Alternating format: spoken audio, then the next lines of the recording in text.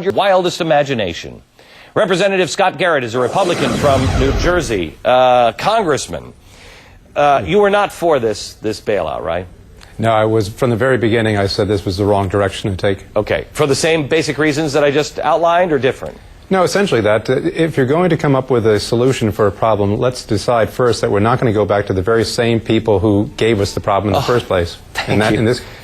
Thank you. I appreciate that. Yeah. So what happened? Everybody was saying, "Oh, we've got the votes." They didn't have the votes.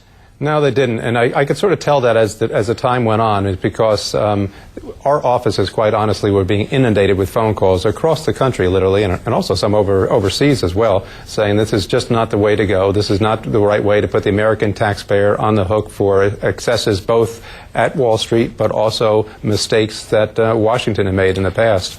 You know, I haven't heard anybody talk about the mistakes at Washington. If I see Barney Frank, a guy whose spouse, I think he called him, but his boyfriend was actually was the director of part of Fannie or Freddie that was into the low interest mortgages and getting people into mortgages that were insane, who's now running a pottery business. Why? I can't take it anymore. Why is no one asking any of the people on Capitol Hill hard questions like, how much of this are you responsible for? Well, you know, one of the things in Washington you can always do is the old saying, follow the money.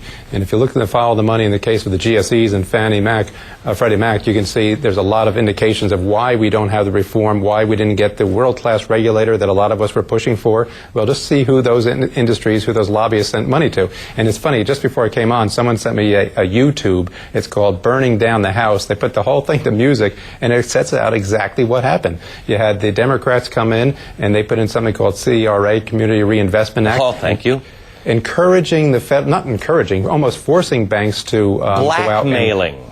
Well, yeah, there you go. Yeah, it was. And then when the banks didn't do it, and the GSEs got upset about it, and the regulators, OFEO, stepped in and said, well, you know, something should occur here.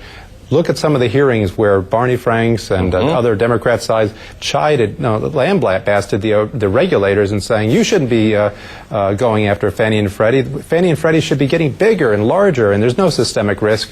There was a systemic risk. There was a problem. They got way too large, and that was what, in part, created the bubble that brought us where today. The Republicans going to do a deal tomorrow? Oh, no, because tomorrow, as I sit here, most of the members are fleeing Washington, getting on trains and planes to go home. The Jewish holiday is here, of course. You have got to be kidding me. I don't care if it was Christmas, man. You work. The country's, I mean, this is the definition of Rome is burning. I think everybody should send fiddles to the people in Congress. Thank you so much, Congressman. I appreciate your hard work. Thanks for being on the program. Now let's turn to Jonah Goldberg. He's the author of Liberal Fascism, editor for the National Review Online. You can't tell me, Jonah, that you were for this bailout. The guy who wrote Liberal Fascism. Look, I think John Boehner, not normally known